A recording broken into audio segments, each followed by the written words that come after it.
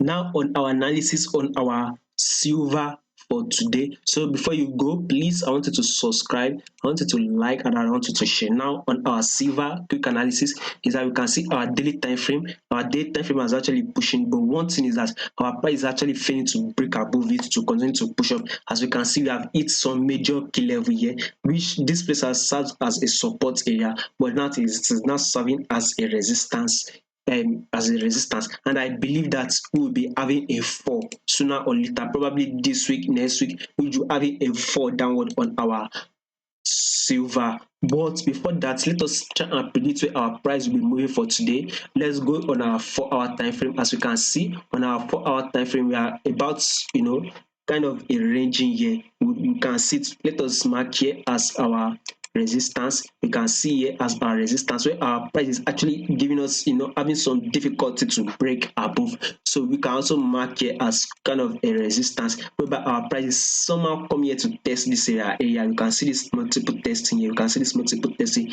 and when our price comes down, almost goes to this space before it pushes up. So that is why I said we would probably be ranging as our gold it is, that's our silver is doing. So let us actually range with it. We would wait patiently. Do not rush. Take it easy. Wait. Don't enter, fear of missing out trade. Don't let it to enter you. So just wait. Our price hits, pushes up a little bit, hits this our resistance. Then we can actually now sell our silver downward. That is exactly my analysis for today. Let us wait till our silver pushes up before you actually sell. So don't forget to subscribe, like, and share.